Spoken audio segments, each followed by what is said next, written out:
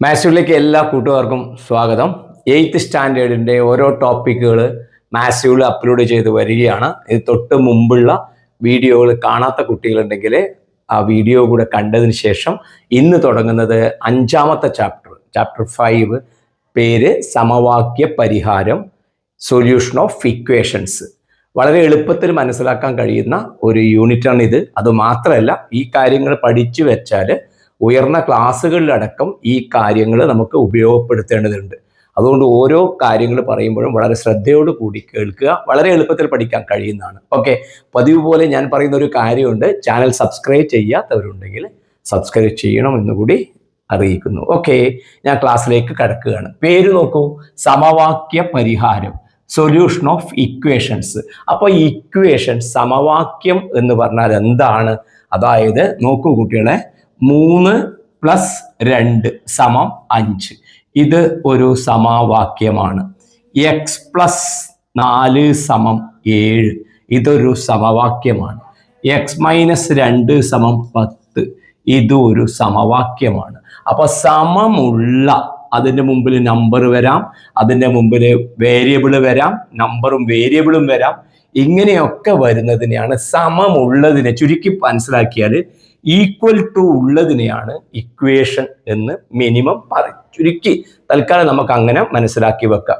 അപ്പോൾ ഈ പ്രോബ്ലത്തിലെല്ലാം നമ്മൾ സൊല്യൂഷനാണ്, അതായത് ഒരു പ്രശ്നം, ഒരു പ്രോബ്ലം നമ്മളോട് പറയും. ആ പ്രോബ്ലത്തിൻ്റെ ആൻസർ നമ്മൾ കണ്ടുപിടിക്കണം.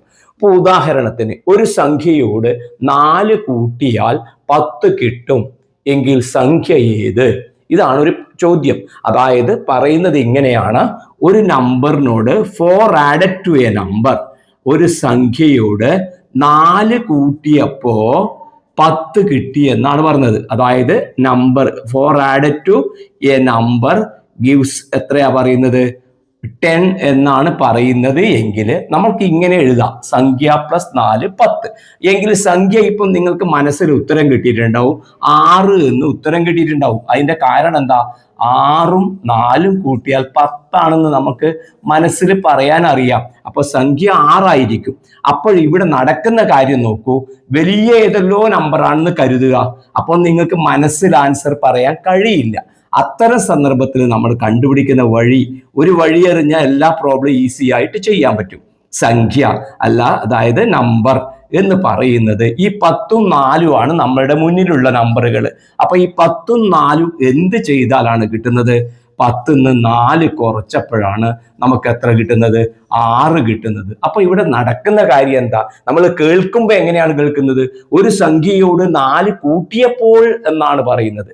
അപ്പൊ 4 കൂട്ടിയപ്പോൾ 10 കിട്ടി എന്ന് പറയുമ്പോൾ 10ൽ നിന്ന് 4 കുറക്കുന്നതാണ് നമ്മുടെ number. A number added to 4 added to a number gives 10 എന്ന് പറഞ്ഞാൽ ആ നമ്പർ കണ്ടുപിടിക്കാൻ 4 ആഡ് ചെയ്യല്ല വേണ്ടത്, 10ൽ നിന്ന് 4 സബ്ട്രാക്ട് ചെയ്യുകയാണ് വേണ്ടത്. അവിടെ പറഞ്ഞത് എന്താണോ, അവിടെ നടക്കുന്നത് എന്താണോ അതിൻ്റെ നേരെ തിരിച്ച കാര്യം, വിപരീതം, റിവേഴ്സ് ആയിട്ടുള്ള കാര്യമാണ് നമ്മൾ ചെയ്യേണ്ടത്. ഒരു ഉദാഹരണം ഞാൻ വേറെ പറയാം. നമ്മൾ ഈ ഒരാള് ഷോപ്പിൽ പോയിട്ട് സാധനം വാങ്ങുകയാണ്. സാധനം വാങ്ങിയിട്ട് നോക്കിക്കോളൂ, അയാള് 120 രൂപയുടെ സാധനം വാങ്ങി. 120 രൂപയുടെ സാധനം വാങ്ങി. അയാള് 200 രൂപ കൊടുത്തു. 120 രൂപയുടെ സാധനം വാങ്ങിയിട്ട് നോക്കൂ, അപ്പൊ 200 രൂപ അയാൾ കൊടുത്താൽ അയാൾക്ക് ബാക്കി എത്ര കിട്ടും?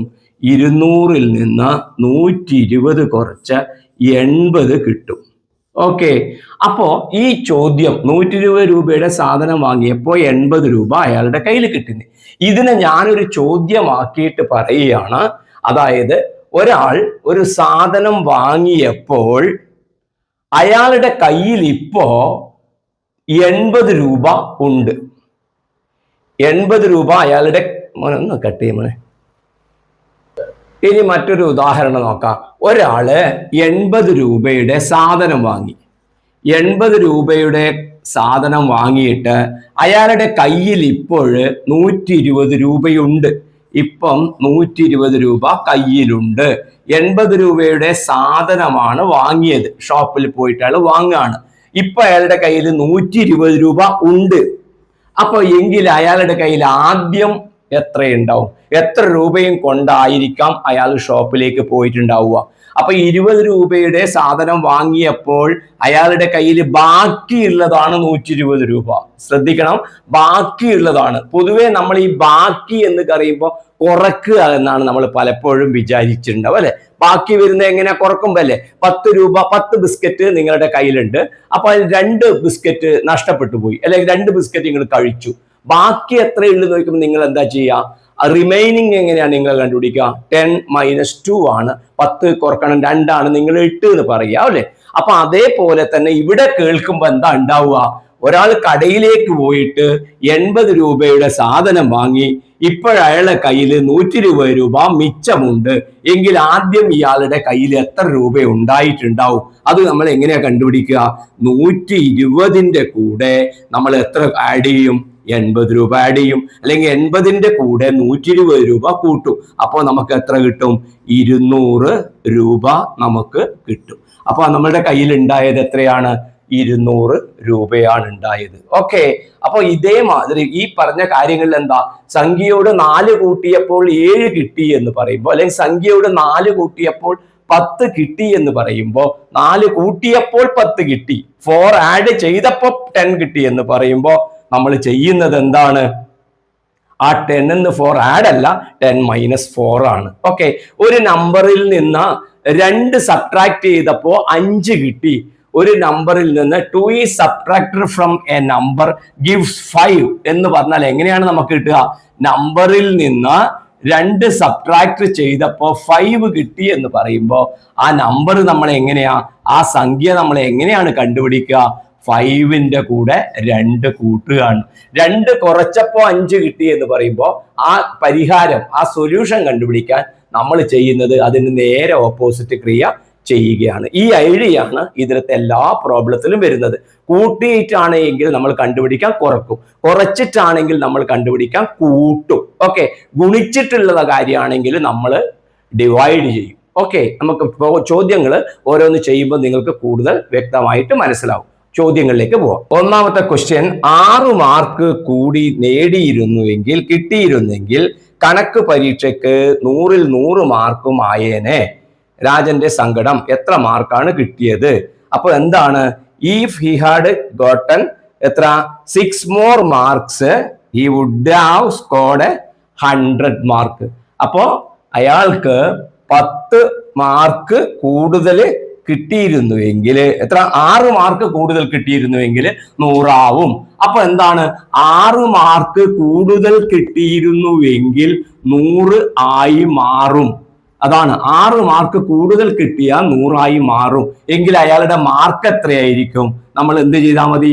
അതായത് മാർക്കും കിട്ടിയ മാർക്ക്, ശ്രദ്ധിക്കുക, കിട്ടിയ മാർക്കും 6ഉം കൂട്ടിയാൽ 100 ആവും. നമുക്ക് കണ്ടുപിടിക്കേണ്ടത് എന്താ? കിട്ടിയ മാർക്കാണ് കണ്ടുപിടിക്കേണ്ടത്. അപ്പൊ കിട്ടിയ മാർക്ക് കണ്ടുപിടിക്കാൻ എന്താ ചെയ്യേണ്ടത്? 100ൽ നിന്ന് 6 സബ്ട്രാക്ട് ചെയ്താൽ മതി. അപ്പൊ എത്ര? 94 മാർക്കാണ് അയാൾക്ക് കിട്ടിയ മാർക്ക്. അപ്പൊ അയാൾക്ക് അയാളുടെ കയ്യിൽ കിട്ടിയ മാർക്ക് എത്ര മാർക്ക് ഡിഡ് ഹി ഗെറ്റ് എന്നാണ് ചോദ്യം. അയാൾക്ക് കിട്ടിയ മാർക്ക് എത്രയാണ്? He got 94 marks. ഓക്കെ. കിട്ടിയ മാർക്കിന്റെ പേര് 6 കൂട്ടി എന്ന് പറഞ്ഞാൽ നമ്മൾ പ്രോബ്ലം ചെയ്യുമ്പോൾ നമ്മൾ എന്താ ചെയ്യുന്നത്? 100ൽ നിന്ന് 6, ഈ കൂടിയ 6 എന്ന് പറയുന്നത് കുറക്കുന്നു. ഇത് തന്നെയാണ് ഇതിലെ വരുന്ന എല്ലാ പ്രോബ്ലത്തിനും ഇതേ ഐഡിയ ആണ് വരുന്നത്. നമുക്ക് രണ്ടാമത്തെ ചോദ്യത്തിലേക്ക് പോവാം. രണ്ടാമത്തെ ചോദ്യത്തിൽ കണ്ടോ, 5 വർഷം കഴിഞ്ഞാൽ 18 വയസ്സാവും. അപ്പൊ ഇപ്പോഴത്തെ വയസ്സ് എത്രയോ ഉണ്ട്, ഇപ്പോഴത്തെ വയസ്സ് ഏജ് എത്രയോ ഉണ്ട്. അപ്പൊ അതിന്റെ കൂടെ 5 വർഷം കഴിയുമ്പോൾ 5 വർഷം കൂടിയാല് എത്ര വയസ്സാവും എന്നാ പറഞ്ഞത്? 18 വയസ്സാകും. എങ്കിൽ ഇപ്പോഴത്തെ വയസ്സ് എത്ര? ഏജ് പറഞ്ഞ പ്രായം അല്ലെങ്കിൽ വയസ്സ്. ഓക്കെ. ഇപ്പോഴത്തെ പ്രായം എത്ര എന്ന് ചോദിക്കുമ്പോൾ ഇതിനിപ്പോ 5 കൂടിയാൽ 18 ആവും. അപ്പൊ ഇപ്പോഴത്തെ കണ്ടുപിടിക്കാൻ എന്താണ് വഴി? ഏജ് കണ്ടുപിടിക്കാനുള്ള വഴി 18ന്ന് 5 കുറക്കുക. അപ്പൊ നമുക്ക് ഉത്തരം എത്ര കിട്ടും? 13 കിട്ടും. അപ്പൊ നമ്മളെ 13 വയസ്സാണ് ഇപ്പോഴത്തെ പ്രായം. ഇതിന്റെ ഐഡിയ മനസ്സിലായല്ലോ. 6 മാർക്ക് കൂട്ടിയപ്പോൾ 100 എന്ന് പറഞ്ഞ ചെയ്തത് എന്താ? 100ൽ നിന്ന് 6 കുറച്ചു. ആ കൂട്ടി കിട്ടിയതിൽ നിന്ന് ആ കൂട്ടിയത് കുറച്ചു, ആഡ് ചെയ്തത് സബ്ട്രാക്ട് ചെയ്തു. 5 കൂട്ടിയപ്പോ 5 കൂടിയാൽ 18 ആകും. അപ്പൊ നമ്മൾ എന്ത് ചെയ്തു? ഇപ്പോഴത്തെ കണ്ടുപിടിക്കാൻ 5 കുറച്ചു. ഓക്കെ, ഇത്രയേ ഉള്ളൂ കാര്യം. ഓക്കെ, 123നെ 321 ആക്കാൻ എത്ര കൂട്ടണം? 123നെ 321 ആക്കാൻ എത്ര കൂട്ടണം എന്ന് ചോദിക്കുമ്പോൾ നമ്മൾ എന്ത് മനസ്സിൽ വിചാരിച്ചാൽ മതി? 5നെ 7 ആക്കാൻ എത്ര കൂട്ടണം? അതങ്ങനെ ഓർമ്മിച്ചാൽ മതി. 5നെ 7 ആക്കാൻ എത്ര കൂട്ടണം എന്നാണ്. ഇത് നമ്മൾ കൂട്ടലല്ലോ ചെയ്യാം. 7ന്ന് 5 കുറച്ചിട്ട് നമ്മൾ 2 തന്നെ കണ്ടുപിടിക്കുക. 2ന്റെ പേര് 5 കൂട്ടിയാൽ 7 ആണ്. ഓക്കെ, 2ന്റെ കൂടെ 5 കൂട്ടിയാൽ 7. അപ്പൊ ആൻസർ നമുക്ക് 2 എന്ന് കിട്ടും. അതേ ഐഡിയ ആണ് ഇവിടെ. 123നെ എത്ര കൂട്ടിയാൽ 321 ആകും എന്ന് പറയുന്ന സമയത്ത് നമ്പർ കണ്ടുപിടിക്കാൻ നമ്മൾ എന്താ വേണ്ടത്? നമ്പർ അല്ലെങ്കിൽ സംഖ്യ കണ്ടുപിടിക്കാൻ ചെയ്യേണ്ടത് എന്താണ്? 321ൽ നിന്ന് 123 നമ്മൾ കുറച്ചാൽ മതി. അപ്പൊ 11, 3 പോയാൽ 8, 11 11 ആവും. അതായത് 9, 2 1 പോയാൽ 1. അപ്പൊ നമുക്ക് കിട്ടും 198 ആ സംഖ്യ വരിക. സിമ്പിൾ അല്ലേ? 123നെ 321 ആക്കാൻ എത്ര ആഡ് ചെയ്യണം? 5നെ 7 ആക്കാൻ എത്ര ആഡ് ചെയ്യണം എന്നുള്ളത് മനസ്സിൽ കരുതിയ കുട്ടിക്ക് ഇതും ഈസി ആയിട്ട് നമുക്ക് ചെയ്യാൻ കഴിയും. എന്താണ് അവിടെ ചെയ്യേണ്ടത്? ഓക്കെ, ശരി. അടുത്തത് നാലാമത്തത് 1 2 3 നാലാമത്തെ ക്വസ്റ്റ്യൻ നോക്കൂ. 432നെ 234 ആക്കാൻ എത്ര കുറക്കണം? നോക്കിയേ, നാലാമത്തെ ക്വസ്റ്റ്യൻ. 432നെ എത്ര ആക്കണ്ട്? 234 ചെറുതായിട്ട് ആക്കണം. അപ്പോ എത്ര കുറക്കണം എന്നാണ് ചോദ്യം. ശ്രദ്ധിക്കണം കുട്ടികളെ. അപ്പൊ നിങ്ങൾ എന്ത് വിചാരിച്ചാൽ മതി? 5നെ 3 ആക്കാൻ എത്ര കുറക്കണം എന്ന് നിങ്ങൾ ആലോചിച്ച് നോക്ക്. 5നെ 3 ആക്കാൻ എത്ര കുറക്കണം? അപ്പൊ നമ്മൾ എന്താ ചെയ്യുക? 5ന്ന് 3 പോയിട്ട് നമുക്ക് ഉത്തരം എത്ര കിട്ടും? 2 കിട്ടും. അപ്പൊ എന്താ ചെയ്തത്? ഇതിൽ നിന്ന് ഇത് കുറച്ചു. അപ്പൊ ഇതെന്താ കിട്ടുക? 432ൽ നിന്ന് 234 നമ്മൾ കുറച്ചാൽ മതി. അപ്പൊ 12ന്ന് 4 പോയാൽ 8, 12ന്ന് 3 പോയാൽ 9, 3ന്ന് 2 പോയാൽ 1. കുറക്കാൻ അറിയാലോ. അപ്പൊ നമുക്ക് എത്ര കിട്ടും? 198 എന്ന് പറയുന്ന ആൻസർ നമുക്ക് കിട്ടും. കൺഫ്യൂഷൻ വരല്ലേ? ഇതിനെ ഇത്രയാക്കാൻ എത്ര കുറക്കണം എന്ന് പറഞ്ഞാൽ ഇതിനെ ചെറുതിലേക്കാണ് മാറ്റുന്നത്. അപ്പൊ ഇതും തമ്മിലുള്ള ഡിഫറൻസ് ആണ് അവിടെ കണ്ടെത്തേണ്ടത്. ചോദ്യം കൃത്യമായി മനസ്സിലാക്കി ചെയ്യാം. രണ്ടാമത്തെ ക്വസ്റ്റ്യൻ നോക്കോ. ഗോപാലൻ കടയിലേക്ക് ഒരു കുലപ്പഴം വാങ്ങി. ആ അല്പം കേടുവന്ന 7 എണ്ണം മാറ്റിക്കഴിഞ്ഞപ്പോൾ 46 എണ്ണമുണ്ട്. കുലയിൽ എത്ര പഴം ഉണ്ടായിരുന്നു? അപ്പൊ ഗോപാലൻ എന്ത് ചെയ്തു? ഒരു വാഴക്കുല വാങ്ങി. ഇതെല്ലാം വാഴപ്പഴങ്ങളാണ്. ഇങ്ങനെ ഈ വാഴക്കുല വാങ്ങിയ സമയത്ത് അതില് 7 എണ്ണം കേടായി പോയി. 7 എണ്ണം കേടായി പോയി എന്നാൽ 7 എണ്ണം കുറഞ്ഞു കഴിയുമ്പോ എത്ര കിട്ടി? 46 എണ്ണം അവിടെ നല്ലതായിട്ടുണ്ട്. അതായത് ടോട്ടലിൽ നിന്ന് ശ്രദ്ധിച്ചാൽ ടോട്ടലിൽ നിന്ന് 7 കുറച്ചപ്പോ 46 കിട്ടി. അപ്പൊ ടോട്ടൽ എത്രയായിരിക്കും ഉണ്ടാവുക? ടോട്ടൽ എത്ര വരും? 46ഉം 7ഉം കൂട്ടിയാൽ മതി. എത്ര? 53. അതായത് ടോട്ടലിൽ നിന്ന് 7 കുറക്കുമ്പോഴാണ് ഇത് കിട്ടിയത്. ഇതെല്ലാം നമുക്ക് സാധാരണ എക്സാമ്പിൾ എടുത്ത് ചെയ്യാം. എന്ത് പറയാ?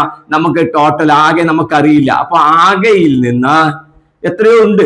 ആകെയിൽ നിന്ന് 2 കുറച്ചപ്പോ 5 കിട്ടി. അപ്പൊ ആകെ എത്ര എന്ന് കണ്ടുപിടിക്കാൻ എന്താ വഴി? 7ന്ന് 2 കുറച്ചിട്ടില്ല 5 വരിക. അപ്പൊ 5ഉം 2ഉം കൂടെ കൂട്ടിയാൽ മതി. ആ തന്നെയാണ് ഇവിടെയും നമ്മൾ എടുത്തത്. 7 എണ്ണം പോയപ്പോ 46 എണ്ണം കിട്ടി. അപ്പൊ ആകെ കണ്ടുപിടിക്കാൻ ചെയ്യുന്നത് എന്താണ്? അത് നേരെ തിരിച്ചിട്ടുള്ള ക്രിയ ചെയ്യുക. കുറച്ചിട്ട് 7 എന്ന് പറയുമ്പോൾ നമ്മ ആൻസർ കണ്ടുപിടിക്കാൻ തന്നിരിക്കുന്ന നമ്പറുകൾ തമ്മിൽ കൂട്ടിയെടുക്കുക. ഓക്കെ, അടുത്ത ക്വസ്റ്റ്യൻ. വിമല 163 രൂപയ്ക്ക് സാധനങ്ങൾ വാങ്ങി. 163 രൂപയ്ക്ക് സാധനങ്ങൾ വാങ്ങി. എന്നിട്ട് 337 രൂപ മിച്ചമുണ്ട്. ബാലൻസ് എത്രയാണ് ഉള്ളത്? 337 രൂപയുണ്ട്. ഓക്കെ, എങ്കില് അവളുടെ കയ്യിൽ എത്ര രൂപയാണ് ആദ്യം ഉണ്ടായിരുന്നത്? ഇവളുടെ കയ്യിൽ ഫസ്റ്റ് ഹൗ മച്ച് മണി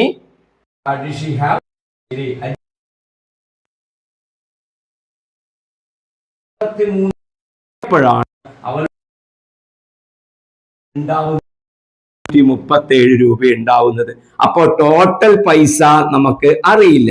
അപ്പൊ ടോട്ടൽ പൈസ ആയിട്ടാണ് ഇവള് കടയിലേക്ക് പോകുന്നത് വിമല. എന്നിട്ട് അതിൽ 163 രൂപ അവളുടെ കയ്യിൽ നിന്ന് കുറഞ്ഞു. 163 രൂപ 337 രൂപ ബാക്കിയുണ്ട്. അപ്പൊ ടോട്ടൽ കണ്ടുപിടിക്കാൻ എന്താണ് വഴി? ഈ 337ന്റെ കൂടെ ആ 160 സാധനത്തിന്റെ 163 കൂടെ കൂട്ടിയാൽ മതിയല്ലോ. അപ്പൊ 337ഉം 163ഉം കൂടെ ആഡ് ചെയ്യാം. കൂട്ടുമ്പം 7 3 10, 1 3 4 10, ബാക്കി 1 3 4 500. അപ്പൊ ശരിക്കും പറഞ്ഞാൽ വിമല എത്ര രൂപ എടുത്തിട്ടാണ് കടയിലേക്ക് പോയത്? 500 രൂപ എടുത്തിട്ടാണ് കടയിലേക്ക് പോയത്. ആ കടയിലേക്ക് പോയിട്ട് അതിൽ 163 രൂപ ചെലവാക്കിയപ്പോ ബാക്കി 337 രൂപ ഉണ്ട്. ഓക്കെ, നിങ്ങളിപ്പോ ഒരു കടയിൽ പോയിട്ട് 6 രൂപയുടെ പേന വാങ്ങിയതിന് ശേഷം പേന വാങ്ങിയ 6 രൂപ കൊടുത്തു. ബാക്കി നിങ്ങളുടെ കയ്യിൽ 10 രൂപയുണ്ട്. അപ്പൊ ആദ്യം നിങ്ങളുടെ കയ്യിൽ എത്ര പൈസ ഉണ്ടായിട്ടുണ്ടാവും? ആദ്യം ഉണ്ടായ പൈസ എത്രയായിരിക്കും? ഈ 10ഉം 6ഉം കൂടെ കൂട്ടുന്നതല്ലേ? 10ഉം 6ഉം കൂട്ടി 16 രൂപ ഉണ്ടായിട്ടുണ്ടാവും. അതിൽ 4 രൂപ പോയി. ഈ ഐഡിയ ആണ് നമ്മൾ ഇവിടെയും ഉപയോഗിക്കുന്നത്. ചോദ്യം മനസ്സിലാക്കിയിട്ട് ചെയ്യാൻ ശ്രമിക്കുക. മൂന്നാമത്തെ ചോദ്യം, ഏത് സംഖ്യയിൽ നിന്ന് 123 കുറച്ചാലാണ് 321 ആകുന്നത്? ശ്രദ്ധിക്കണം, ഏത് സംഖ്യയിൽ നിന്ന്? അപ്പൊ സംഖ്യയിൽ നിന്ന് 123 കുറച്ചാൽ എത്ര ആവുന്നാണ് അവർ പറഞ്ഞിട്ടുള്ളത്? 321 ആകും. ഏതോ സംഖ്യയിൽ നിന്ന്, ഏതോ ഒരു നമ്പറിൽ നിന്ന് എത്ര സബ്ട്രാക്ട് ചെയ്യുന്നു? 123. അപ്പൊ 123 is subtracted from an unknown number gives 321. അപ്പൊ ആ നമ്പർ ഏതാണെന്നാണ് ചോദ്യം. എന്താണ് വഴി? ഇവിടെ ഇതുണ്ട്, ഇവിടെ മൈനസ് ആണ്. അപ്പൊ നമ്മൾ ഉത്തരം കണ്ടുപിടിക്കാൻ എന്താണ് ചെയ്യേണ്ടത്? ഉത്തരം കണ്ടുപിടിക്കാൻ, അതായത് സംഖ്യ എന്ന് എഴുതാം. എന്താ നമുക്ക് വരിക? 321ഉം ഈ 123ഉം കൂടെ ആഡ് ചെയ്യണം. കുറച്ചിട്ടാണ് കിട്ടുന്നതെങ്കിൽ നമ്മൾ അത് രണ്ടും കൂടെ കൂട്ടണം. ഇത് കൂട്ടിയിട്ടാണ് ഇത് കിട്ടുന്നതെങ്കിൽ ഇതിൽ നിന്ന് ഇത് കുറക്കണം. ഓക്കെ, അപ്പൊ നമുക്ക് കിട്ടുന്ന ഉത്തരം 444 ആ സംഖ്യ, ആ നമ്പർ വരുന്നത്. ഐഡിയ മനസ്സിലായല്ലോ? ഓക്കെ, ഈസി ആയിട്ടുള്ള കണക്കാണ്. നോക്ക്, അടുത്ത ക്വസ്റ്റ്യൻ നോക്കിക്കോ. അതൊരു വേറൊരു ടൈപ്പാണ്, ശ്രദ്ധിക്കണം. ഒരു സ്ഥാപനത്തിലെ മാനേജർക്ക് അവിടുത്തെ പ്യൂണിന്റെ 5 ഇരട്ടി ശമ്പളമുണ്ട്. അപ്പൊ പ്യൂണിന്റെ 5 ഇരട്ടി ശമ്പളമുണ്ട്. ആർക്ക്? മാനേജർക്ക്. മാനേജർക്ക് 75,000 രൂപയാണ് കിട്ടുന്നത്. അപ്പൊ നമ്മൾക്ക് ഇവിടെ എങ്ങനെ എഴുതാം? എങ്കില് പ്യൂണിന് എത്ര ശമ്പളമുണ്ട് എന്നാണ് ചോദ്യം. അപ്പൊ ചോദ്യത്തിന്റെ അർത്ഥം നമുക്ക് ഇങ്ങനെ എഴുതാം: പ്യൂണിന്റെ ശമ്പളത്തിന് 5 കൊണ്ട് ഗുണിച്ചാലാണ് മാനേജറുടെ ശമ്പളം കിട്ടുക. മനസ്സിലായോ? പ്യൂണിന്റെ ശമ്പളാണ് മാനേജറുടെ ശമ്പളം. അപ്പൊ പ്യൂണിന്റെ ശമ്പളം നമുക്കറിയില്ല. Peon into 5. പക്ഷെ മാനേജറുടെ ശമ്പളം നമുക്കറിയാം. എത്രയാണ് വരുന്നത്? മാനേജറുടെ ശമ്പളം വരുന്നത് 75,000 രൂപയാണ്. പ്രിയപ്പെട്ട കുട്ടികളെ, നേരത്തെ നമ്മൾ ചെയ്ത ചോദ്യവും ഈ ചോദ്യവും തമ്മിലുള്ള വ്യത്യാസം ഒന്ന് മനസ്സിലാക്കുക. നേരത്തെയുള്ള ചോദ്യത്തിൽ എന്താണ് കണ്ടുപിടിക്കേണ്ടത്? എന്താണോ അതിന്റെ കൂടെ പ്ലസ് ഇട്ടിട്ടാണെങ്കിൽ നമ്മൾ കണ്ടുപിടിച്ച ഉത്തരം ഈ പ്ലസ് ഇട്ട സാധനത്തിന് അപ്പുറം മൈനസ് ചെയ്യും, അപ്പുറത്തെ വിലയിൽ നിന്ന് മൈനസ് ചെയ്യും.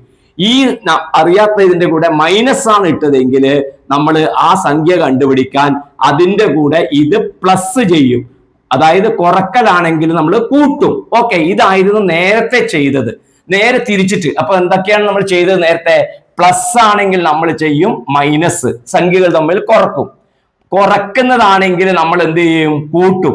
ഇവിടെ എന്താണ് വന്നിട്ടുള്ളത്? ഗുണിക്കലാണ് വന്നിട്ടുള്ളത്. നോക്ക്, പ്യൂണിന്റെ 5 മടങ്ങാണ്. 5 മടങ്ങ് 5 ടൈംസ് എന്ന് പറയുമ്പോൾ എന്താ അർത്ഥം? ഇൻറ്റു 5 എന്നാണ്. അത് ഓർമ്മിക്കണേ. ഇൻറ്റു 5 ടൈംസ്, മടങ്ങ് പറയുമ്പോൾ ഗുണിക്കണം. 3 മടങ്ങ് ഇൻറ്റു 3 ഗുണിക്കണം 3. 4 മടങ്ങ് ഗുണിക്കണം 4.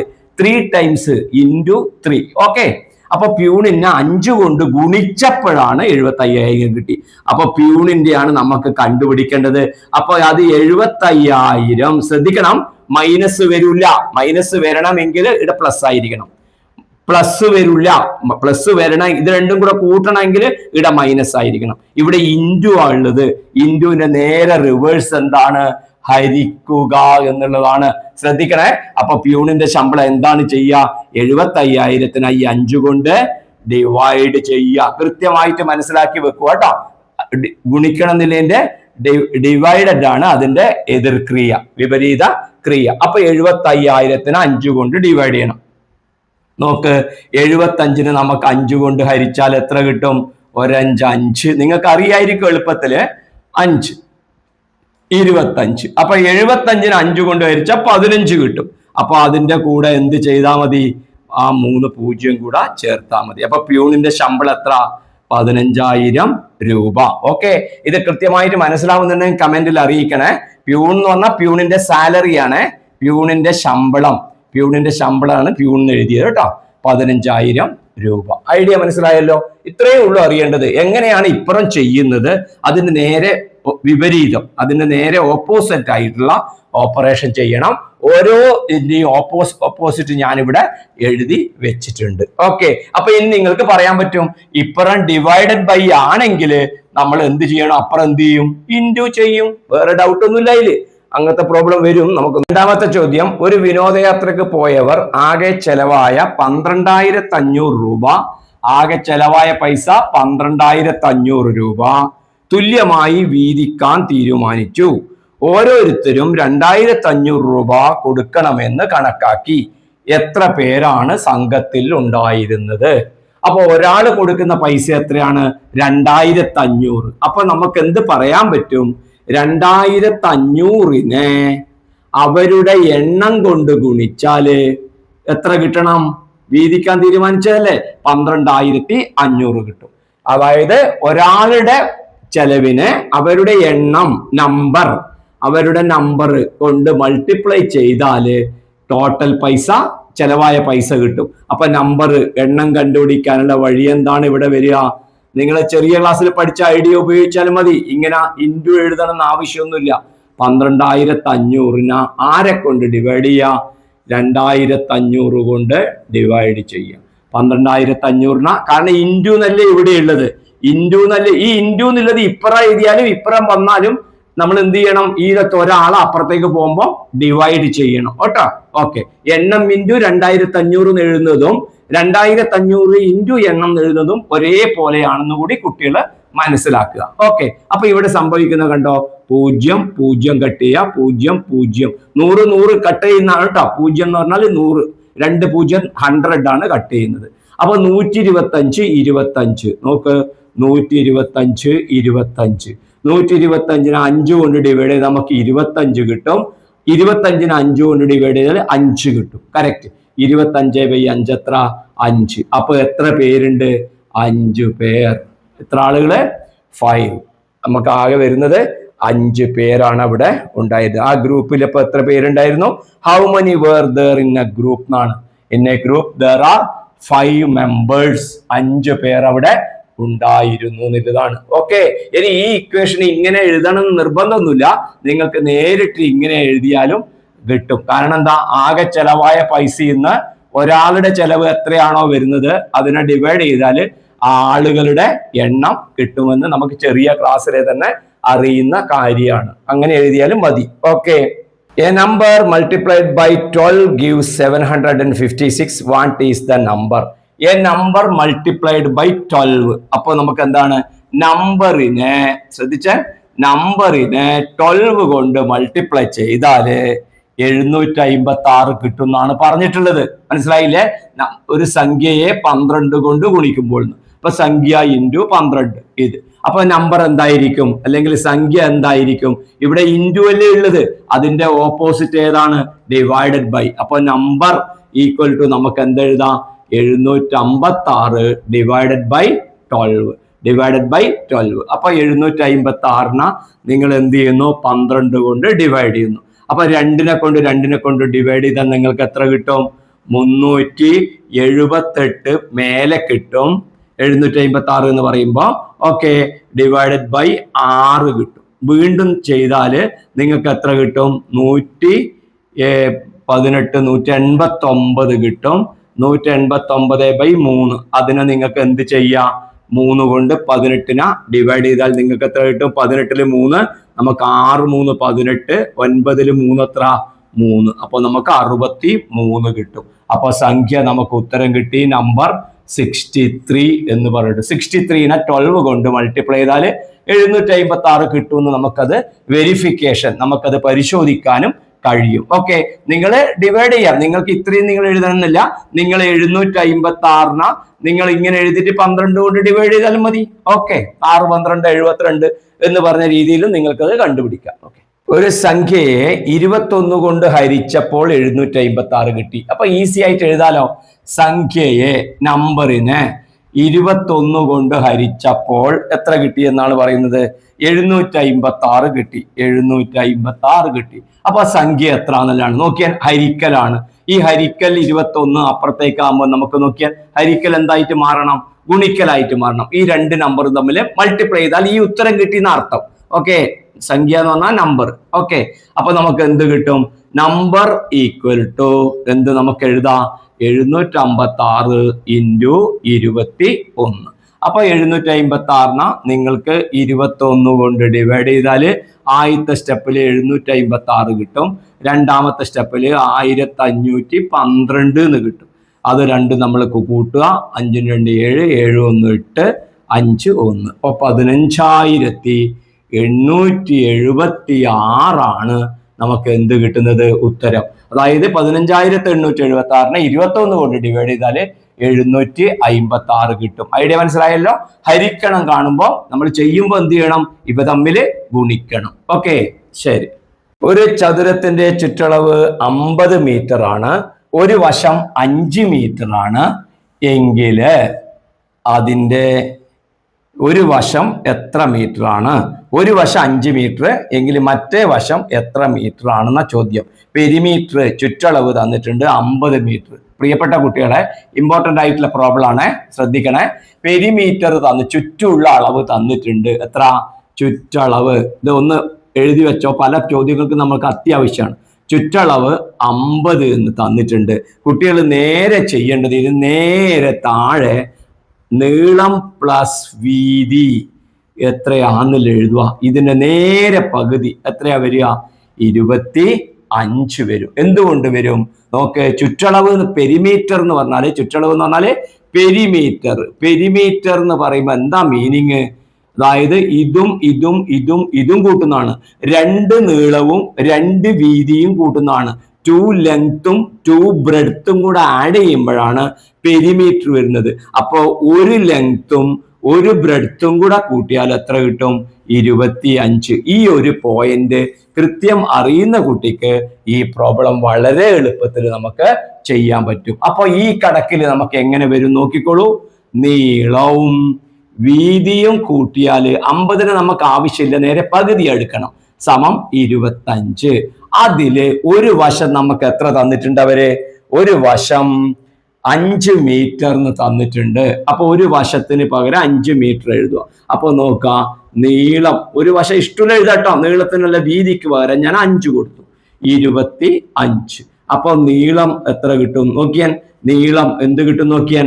ഈ സമത്തിന് ഈക്വൽ ടുവിന് മുമ്പിൽ ഇപ്പുറം വരുമ്പോ പ്ലസ് വരുമ്പോ ഇതിനെ കണ്ടുപിടിക്കാൻ എന്ത് ചെയ്താൽ മതി? ഇത് രണ്ട് തമ്മിൽ സബ്ട്രാക്ട് ചെയ്യുക. ഇവിടെ ഉള്ളതിനെ നേരെ റിവേഴ്സ് ചെയ്യുക. അപ്പൊ 25 അപ്പുറം ഉള്ളത് എഴുതുക. ഈ +5 ഇപ്പുറത്തേക്ക് വരുമ്പോ എന്താവും?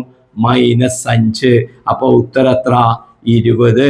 ഈ നീളം എന്നൊന്നും പറയേണ്ട ആവശ്യമില്ല, ഒരു വശം എന്ന് പറഞ്ഞാൽ മതി കേട്ടോ. നീളമായാലും ഒരു വശമായാലും. ഇനി നീളത്തിന് പകരം വീതിക്ക് 5ന് പകരം നീളത്തിനാണ് 5 കൊടുത്തു വിചാരിച്ചോ, തെറ്റൊന്നുമില്ല. 5ഉം വീതിയും 25. അപ്പൊ വീതി 20 കിട്ടും. വീതി 20 കിട്ടുമെങ്കിലും നിങ്ങൾക്ക് ഒരു വശം മാത്രമേ ചോദിച്ച് പറഞ്ഞിട്ടുള്ളൂ. അപ്പൊ നിങ്ങൾ എത്ര വലുതോ ചെറുതോ നോക്കേണ്ട ആവശ്യമില്ല. നിങ്ങൾ ഒരു വശം 20 എഴുതുക, മറ്റേ വശം 5 എന്ന് എഴുതുക. അപ്പൊ നിങ്ങൾക്ക് ഫുൾ മാർക്കായി. കണ്ടുപിടിക്കേണ്ട രീതി മനസ്സിലായല്ലോ. ഇത് ഇമ്പോർട്ടൻ്റ് ആയിട്ട് ഓർത്ത് വെക്കുക. ഇനി ഒരുപാട് പ്രോബ്ലം ചാപ്റ്ററിൽ ഈ ഒരു ഐഡിയ നമുക്ക് ആവശ്യമുണ്ട്. ഇനി അടുത്ത ചോദ്യം നോക്കിക്കോ കുട്ടികളെ. രണ്ടാമത്തത്, അനിതയും കൂട്ടുകാരും പേന വാങ്ങി. അനിതയും കൂട്ടുകാരും പേന വാങ്ങി. 5 പേന ഒന്നിച്ചു വാങ്ങിയപ്പോൾ ആകെ വിലയിൽ നിന്ന് 3 രൂപ കുറവ് കിട്ടി. അവർക്ക് 32 രൂപയാണ് ചെലവായത്. ഓരോന്നായി വാങ്ങിയിരുന്നെങ്കിൽ ഓരോ പേനയ്ക്കും എത്ര രൂപ വീതം കൊടുക്കണം? ചോദ്യം ആദ്യമായിട്ട് കാണുന്ന കുട്ടികൾ എന്തൊക്കെയോ വിചാരിച്ചു കളയത്, കൂടുതലൊന്നും കോംപ്ലിക്കേഷൻ ആക്കാൻ ആവശ്യമില്ല. അനിതയും കൂട്ടുകാരും 5 പേന വാങ്ങിയപ്പോ കച്ചവടക്കാരൻ ഇവർക്ക് 3 റുപ്യ കുറവ് കൊടുത്തു. കുറവ് കൊടുത്തിട്ട് അവരുടെ നിന്ന് എത്ര വാങ്ങി? അതായത് 5 പേന അവര് വാങ്ങിയപ്പോ കച്ചവടക്കാരൻ എന്ത് ചെയ്തു? 3 റുപ്യ കുറച്ചിട്ട് നിങ്ങൾ 3 രൂപ കുറച്ച് തന്നാ മതി എന്ന് പറഞ്ഞിട്ട് 32 രൂപ വാങ്ങി. അപ്പൊ 5 രൂപ ഇയാൾ 3 രൂപ കുറച്ചിട്ടില്ലെങ്കിൽ 5 പേനയുടെ പൈസ എത്രയാവുമായിരുന്നു? 32ഉം മൈനസ് പ്ലസ് ആവണ്ടേ? 32 3ഉം 35 രൂപ ആവുമായിരുന്നു. ആ കച്ചവടക്കാരൻ 3 രൂപ കുറച്ചില്ലായിരുന്നു എങ്കില്, കുറച്ചപ്പോഴാണ് 32 കിട്ടിയത്. കുറച്ചിട്ടില്ലെങ്കിൽ എത്ര പൈസ വരും? ആ 3 റുപ്യ അടക്കം കൊടുക്കണം. അപ്പൊ എത്ര വരും? 35 രൂപ വരും. അപ്പൊ 5 പേനയുടെ പൈസ ഒന്നിച്ചിട്ട് വാങ്ങുന്നില്ലെങ്കിൽ, നമ്മൾ ഓരോന്നായിട്ടാണ് വാങ്ങുന്നതെങ്കിൽ 35 രൂപ കൊടുക്കണം. അപ്പൊ ഒരു പേനയുടെ പൈസ ഒന്ന് മാത്രമാണ് വാങ്ങുന്നെങ്കിൽ എത്ര വരും? 35/5. അതെന്തുകൊണ്ട്? 5 പേനക്ക് 5 ഇൻറ്റു പേനയാണ്. 5 പേനക്ക് 35 ആകുമ്പോൾ ഒരു പേനക്ക് 35ന് 5 കൊണ്ട് ഹരിച്ചാൽ മതിയല്ലോ. നമുക്ക് എത്ര കിട്ടും? നമുക്ക് 7 രൂപ നമുക്ക് കിട്ടും. അപ്പൊ ഓരോ പേന വാങ്ങുന്നുണ്ടെങ്കിൽ 5 7 35 റുപ്യ കൊടുക്കണം. 5 പേന ഒന്നിച്ചിട്ട് വാങ്ങുന്നുണ്ടെങ്കിൽ അയാൾ 3 രൂപ കുറവ് കൊടുത്തിട്ട് 32 രൂപക്ക് കിട്ടി. ഓക്കെ, ഐഡിയ മനസ്സിലായല്ലോ? ഓക്കെ. മൂന്നാമത്തേല് ഒരുപാട് സബ് ക്വസ്റ്റ്യൻസ് ഉണ്ട്. ഓരോന്നായിട്ട് നമുക്ക് ചെയ്യാം. ഒരു സംഖ്യയുടെ 2 മടങ്ങിനോട് 3 കൂട്ടിയപ്പോൾ 101 കിട്ടി. അതായത് സംഖ്യയുടെ 2 മടങ്ങ്. 2 മടങ്ങ് എന്ന് പറയുമ്പോൾ നമ്മൾ എന്താ പറഞ്ഞത്? സംഖ്യയുടെ 2 മടങ്ങ്. അതിനോട് 3 കൂട്ടിയപ്പോൾ എത്ര കിട്ടി എന്നാണ് പറയുന്നത്. ശ്രദ്ധിച്ച, 101 കിട്ടി. അങ്ങനെയാണെങ്കിൽ സംഖ്യയുടെ 2 മടങ്ങ് എത്രയായിരിക്കും? കണ്ടുപിടിക്കാൻ എന്ന വഴി, 101ൽ നിന്ന് ഇത് ഇങ്ങോട്ടാവുമ്പോ എന്താവുക? -3 ആവും. അപ്പൊ സംഖ്യയുടെ 2 മടങ്ങിനോട് 3 ആഡ് ചെയ്തപ്പോഴാണ് 2 times of a number added എത്ര? 3 ആണ് 101 വരുന്നത്. അപ്പൊ ഇത് എത്രയായിരിക്കും? സംഖ്യയുടെ 2 ഗുണിക്കുമ്പം എത്ര കിട്ടും? 101 3 കുറച്ചാൽ നമുക്ക് 98 കിട്ടും. ഇനി നിങ്ങൾ ആലോചിച്ച് പറഞ്ഞാൽ, നമ്പർ സംഖ്യ എന്ന് പറഞ്ഞാൽ നമ്പർ ഇൻറ്റു 2 ആണ് 98. അപ്പൊ നമ്പർ കണ്ടുപിടിക്കാൻ എന്താ വേണ്ടത്? ഇൻറ്റു എന്ന് പറയുന്നത് ഇപ്പുറത്തേക്ക് നമ്മൾ മാറ്റിയിടുമ്പം എന്ത് കിട്ടും? 98 ഡിവൈഡഡ് ബൈ 2. 98നെ 2 കൊണ്ട് ഡിവൈഡ് ചെയ്താൽ നമുക്ക് എത്ര കിട്ടും? 49. അപ്പൊ നമുക്ക് സംഖ്യ എത്ര കിട്ടും? 49 എന്ന് കിട്ടി. ഞാൻ ഒന്നുകൂടെ പറഞ്ഞുതരാം. ഇൻറ്റു 2 വരേണ്ട കാരണം സംഖ്യ ഏതിന്റെ ഇത്ര മടങ്ങ് എന്ന് പറഞ്ഞാല് അത് ഇൻറ്റു 2 ആണ് വരിക. ഒന്ന് മനസ്സിലാക്കുക. അതിനോട് 3 കൂട്ടി എന്ന് പറഞ്ഞുകൊണ്ടാണ് ഇവിടെ +3 വന്നത്. കിട്ടിയപ്പോൾ 101 കിട്ടി. അതുകൊണ്ടാണ് ആ സ്റ്റേറ്റ്മെന്റ് വന്നത്. ഇങ്ങനെ വരുന്ന സമയത്ത് നമ്മൾ 3 കൂട്ടിയപ്പോഴാണ് 101 കിട്ടിയത്. അപ്പൊ 3 കൂട്ടിയിട്ടില്ലെങ്കിലോ എത്ര വരും? 98 വരും. അപ്പൊ സംഖ്യ ഇൻറ്റു 2 എത്ര വരും? 98. ഇത് 98 ആവുമ്പോഴേ 98 3 101 ആവുന്നു. അപ്പൊ സംഖ്യ ഇൻറ്റു 2 എങ്ങനെ കിട്ടും? 101 ഈ 3 കുറച്ചിട്ട്. ഓക്കെ, അപ്പൊ നമ്പർ ഇൻറ്റു 2, സംഖ്യ ഇൻറ്റു 2 98. അപ്പൊ സംഖ്യയെ 2 കൊണ്ട് ഗുണിക്കുക എന്ന് പറഞ്ഞാല് സംഖ്യ കണ്ടുപിടിക്കാൻ എന്താ വഴി? ഇപ്പുറം ഗുണിക്കലാണെങ്കിൽ, മൾട്ടിപ്ലൈ ആണെങ്കിൽ അപ്പുറത്തേക്ക് പോകുമ്പോൾ അത് ഡിവൈഡഡ് ബൈ ആവും. ഡിവിഷൻ, ഹരണം വരും. അങ്ങനെയാണ് ഈ പ്രോബ്ലം വരുന്നത്. അങ്ങനെ ഇത് മനസ്സിലായിട്ടുണ്ടെങ്കിൽ നിങ്ങൾക്ക് രണ്ടാമത്തെ ചോദ്യവും പറയാൻ പറ്റണം. സബ് ക്വസ്റ്റ്യൻ, രണ്ടാമത്തെ ക്വസ്റ്റ്യൻ പറയാൻ പറ്റണം. ആ ക്വസ്റ്റ്യൻ എന്താ പറയുക നോക്കിക്കോ. 3 മടങ്ങിനോട് 2 കൂട്ടിയപ്പോൾ 101. 3 മടങ്ങിനോട്, അപ്പൊ 3 മടങ്ങ്, അതായത് സംഖ്യയുടെ 3 മടങ്ങിനോട്. അപ്പൊ സംഖ്യയെ 3 മടങ്ങിനോട് എത്ര കൂട്ടിയപ്പോഴാണ് പറഞ്ഞത്? 2 കൂട്ടിയപ്പോ എത്ര കിട്ടി എന്നാണ് പറഞ്ഞത്? 101. 1. 3 മടങ്ങിനോട് 2 കൂട്ടിയപ്പോ 3 മടങ്ങ് 2 കൂട്ടിയപ്പോ 101 കിട്ടി എങ്കിൽ സംഖ്യ എത്രയാണ്? അപ്പൊ നമ്മൾ എന്ത് കണ്ടുപിടിക്കും? ആദ്യം ഈ ദൂരത്തുള്ള 2നെ അപ്പുറത്തേക്ക് കൊണ്ടുപോകും. അപ്പൊ സംഖ്യ ഗുണം 3 എത്ര കിട്ടും നമുക്ക്? 101 നിന്ന് എന്ത് ചെയ്യണം? ഈ 2 അങ്ങോട്ട് സബ്ട്രാക്ട് ചെയ്താൽ മതി. അപ്പൊ നമുക്കത് 99 കിട്ടും. അപ്പൊ സംഖ്യ ഗുണം 3 എത്ര? Number into 3 99. അപ്പൊ നമ്പർ നമുക്ക് എത്ര വരും? നമ്പർ സംഖ്യ എന്ന് പറഞ്ഞത് 99 ഇൻറ്റു എന്നുള്ളത് അപ്പുറത്തേക്ക് മാറ്റുമ്പോ ഡിവൈഡഡ് ബൈ 3 എന്ന് വരും. 99നെ 3 കൊണ്ട് ഡിവൈഡ് ചെയ്താൽ എത്ര? 33 എന്ന് നിങ്ങൾക്ക് കിട്ടും. അപ്പൊ ഇപ്പുറം ഏത് ഓപ്പറേഷൻ ആണോ വരുന്നത് അതിനെ മറുഭാഗത്തേക്ക് ആ നമ്പറിനെ കൊണ്ടുപോകുമ്പോൾ അതിന്റെ നേരെ എതിരായിട്ടുള്ള, അതിന്റെ നേരെ ഓപ്പോസിറ്റ് ആയിട്ടുള്ള ക്രിയകളാണ് ചെയ്യേണ്ടത്. ഓക്കെ. ഗുണിക്കലും കൂട്ടലും വന്നു കഴിയുമ്പോൾ ആദ്യം കൂട്ടുന്നത് ഒഴിവാക്കുക, പിന്നെ ഗുണിച്ച സാധനത്തിന് ഒഴിവാക്കുക. കൂട്ടൽ ഒഴിവാക്കുമ്പോൾ കുറയും, ഗുണിക്കൽ ഒഴിവാക്കുമ്പോൾ ഹരിക്കൽ വരും. അതായത് ആഡ് ചെയ്തത് ഒഴിവാക്കുമ്പോൾ മൈനസ് വരും, സബ്ട്രാക്ട് വരും. അതുമാതിരി ഇൻറ്റു എന്ന് പറയുന്ന 3നെ അപ്പുറത്തേക്ക് ഒഴിവാക്കുമ്പോൾ ഡിവൈഡഡ് ബൈ എന്ന് വരും. ഇത്രയേ ഉള്ളൂ ഈ ചാപ്റ്ററിലത്തെ പ്രധാനപ്പെട്ട കാര്യങ്ങൾ. അതൊന്ന് കൃത്യമായിട്ട് മനസ്സിലാക്കി വെക്കുക. ഓക്കെ. ഇതിൽ വരുന്ന 3ാമത്തെ ക്വസ്റ്റ്യൻ ആണ് ഇനി ഞാൻ പറയാൻ പോകുന്നത്. നോക്കൂ കുട്ടികളെ, എളുപ്പത്തിൽ നമുക്ക് ചെയ്യാൻ പറ്റുന്നേ ഉള്ളൂ. 2 മടങ്ങിൽ നിന്ന് 3 കുറച്ചപ്പോൾ 101 കിട്ടി. 2 മടങ്ങിൽ നിന്ന്. അപ്പൊ എങ്ങനെ പറയാൻ പറ്റും നമുക്ക്? നോക്കിക്കാം, ഈട് തന്നെ നമുക്ക് മാറ്റി എഴുതാം. അതാണ് നല്ല സുഖം. ഇത് നേരത്തെ പഠിച്ചതിൽ നിന്ന് തന്നെ നമുക്ക് എഴുതാം. ഇത് 3ാമത്തെ ക്വസ്റ്റ്യൻ ആണ്. നോക്കൂ കുട്ടികളെ, സംഖ്യയുടെ 2 മടങ്ങിൽ നിന്ന് 3 കുറച്ചു. സംഖ്യയുടെ 2 മടങ്ങ് ഇതാ 3 കുറച്ചപ്പോ എത്ര കിട്ടി എന്നാണ് പറഞ്ഞത്? 101 കിട്ടി. അപ്പൊ എന്താണ് വഴി? നോക്കിയാൽ നേരത്തെ നോക്കിയാൽ സംഖ്യ ഗുണിക്കണം 2 എഴുതി, ഈ കുറക്കണം 3 ഇപ്പുറത്തേക്ക് മാറ്റുമ്പോ +3 വരും. ശ്രദ്ധിച്ചില്ലേ? +3 വരും. അപ്പൊ 101 3 കൂട്ടിയാൽ നമുക്ക് എത്ര കിട്ടും? 104 എന്ന് കിട്ടും. അപ്പൊ സംഖ്യ ഗുണിക്കണം 2 എത്ര കിട്ടി? 104. ഓക്കെ അല്ലേ? ഇനി ഈ ഗുണിക്കണം 2 അപ്പുറത്തേക്ക് പോകണം. അപ്പൊ എന്ത് കിട്ടും? 104 ഹരിക്കണം 2. 104നെ 2 കൊണ്ട് ഹരിച്ചാൽ നമുക്ക് എത്ര കിട്ടും? 52. അതിന്റെ പകുതി കിട്ടും. കറക്റ്റ് അല്ലേ? അതേമാതിരി അടുത്ത ക്വസ്റ്റ്യൻ നമുക്ക് ഇവിടെ തന്നെ ചെയ്യാൻ പറ്റുമോ നോക്കട്ടെ. 3 മടങ്ങിൽ നിന്ന് 2 കുറച്ചപ്പോൾ, നോക്കി, സംഖ്യയുടെ 3 മടങ്ങിൽ നിന്ന് 2 കുറക്കുകയാണ്. 2 കുറച്ചപ്പോ എത്ര കിട്ടി എന്നാണ് പറയുന്നത്? 101 കിട്ടി. കറക്റ്റ് തന്നെ, 101 കിട്ടി. അപ്പൊ സംഖ്യയിൽ നിന്ന് 3 മടങ്ങ് എത്ര വരും? 101. ഈ കുറക്കണം 2 ഇപ്പുറത്തേക്ക് മാറ്റുമ്പോ കൂട്ടണം 2 ആവും. 101ഉം 2ഉം കൂട്ടിയാൽ നമുക്ക് എത്ര കിട്ടും? 101ഉം 2ഉം കൂട്ടിയാൽ 103 കിട്ടും. അപ്പൊ ഇനി ആരെയാ ഒഴിവാക്കേണ്ടത്? സംഖ്യ ഗുണം 3 അല്ലേ? നമ്പർ ഇൻറ്റു 3 ആണ്. ആ ഇൻറ്റു 3 അപ്പുറത്തേക്ക് പോകുമ്പോൾ എന്ത് കിട്ടും? Divided by 3. അപ്പൊ 103 ഡിവൈഡഡ് ബൈ 3 എന്ന് കിട്ടും. 103 ഡിവൈഡഡ് ബൈ 3 കൃത്യമായിട്ട് വരില്ല. നിങ്ങൾക്ക് ചെക്ക് ചെയ്താൽ കാണാൻ പറ്റും. എത്ര വരുന്നറിയോ? 3 3 9 1 13 4 12 1. അപ്പൊ കൃത്യം വരുന്നില്ല. അതിന്റെ ഉത്തരം 34 1/3. 34 ശിഷ്ടം റിമൈൻഡർ 1 വരും ബൈ 3. ഏതുകൊണ്ടാണോ ഡിവൈഡ് ചെയ്യുന്നത് അതവിടെ എഴുതി വെക്കുക. സംഖ്യ 34 1/3 34 1/3 എന്ന് പറയുന്ന ആൻസർ നമുക്ക് അവിടെ കിട്ടും. ഓക്കെ. രണ്ടാമത്തെ ക്വസ്റ്റ്യൻ, ഒരു സംഖ്യയോട് നോക്കിക്കോ. ഒരു സംഖ്യയെ 6 കൊണ്ട് ഗുണിച്ച് 4 കൂട്ടിയപ്പോൾ 100 കിട്ടി.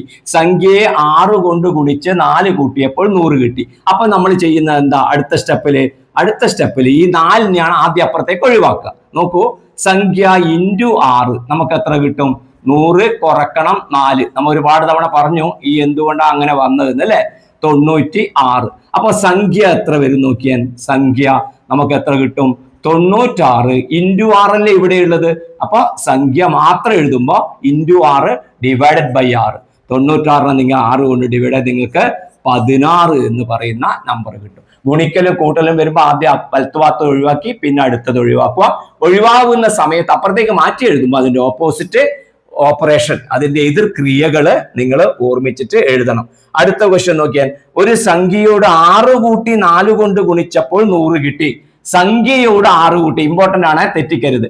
സംഖ്യയോട് 6 കൂട്ടി 4 കൊണ്ട് ഗുണിച്ചു. അപ്പോ സംഖ്യയോട് നമ്പറിനോട് 6 ആഡ് ചെയ്തപ്പോ എത്ര കിട്ടിയിട്ടുണ്ടാവും? 100നെ 4 കൊണ്ട് ഡിവൈഡ് ചെയ്താൽ മതിയല്ലോ. ഇവിടെ ഇൻറ്റു 4 അല്ലേ ഇല്ലേ? അപ്പൊ അത് ഡിവൈഡഡ് ബൈ 4. 100നെ 4 കൊണ്ട് ഡിവൈഡ് ചെയ്ത് നമുക്ക് എത്ര കിട്ടും? 25. അപ്പൊ നമ്പറും സംഖ്യയും 6ഉം കൂട്ടുമ്പോ, നമ്പർ എന്ന് പറഞ്ഞാൽ സംഖ്യയും 6ഉം കൂട്ടുമ്പോ 25 കിട്ടി. അതിൽ നിന്ന് നമുക്ക് സംഖ്യ എഴുതാലോ. എങ്ങനെ എഴുതാം? 25 ഈ +6 അപ്പുറത്തേക്ക് പോകുമ്പോൾ എന്താക്കിയാൽ മതി? -6. 25 6 പോയാൽ എത്ര? 19. അപ്പൊ നമുക്ക് ഈ ആൻസർ കിട്ടി. അപ്പൊ ഇത്രയും ചോദ്യങ്ങൾ ചെയ്തതിൽ നിന്ന് നിങ്ങൾക്ക് ഓരോ കാര്യങ്ങളും ആദ്യം ഒരു സ്റ്റേറ്റ്മെന്റ് എഴുതുക. എഴുതിയിട്ട് ആ കണ്ടുപിടിക്കേണ്ടത് അവിടെ നിർത്തി ബാക്കി എല്ലാത്തിനെയും അപ്പുറത്തേക്ക് കൊണ്ടുപോവുക. അപ്പുറത്തേക്ക് പോകുന്ന സമയത്ത് അതിന്റെ എതിർ ക്രിയകൾ, ഓപ്പോസിറ്റ് ഓപ്പറേഷൻ ഉപയോഗിക്കുക. അതെന്തൊക്കെയാണെന്ന് വ്യക്തമായിട്ട് നേരത്തെ പറഞ്ഞു തന്നിട്ടുണ്ടാവും. നിങ്ങൾ ഒന്നുകൂടി ഇത് കണ്ടിട്ട് മനസ്സിലാക്കുക. ഈ വീഡിയോ ഇഷ്ടമായ ലൈക്ക് ചെയ്യാനും ഷെയർ ചെയ്യാനും മടി കാണിക്കരുത്. എല്ലാം ചെയ്ത് നോക്കിയിട്ട് തന്നെ, വർക്കൗട്ട് ചെയ്തിട്ട് തന്നെ പഠിക്കുക. നമുക്ക് പുതിയ ബാക്കിയുള്ള ചോദ്യങ്ങളുമായി നമുക്ക് വീണ്ടും കാണാം. ബൈ.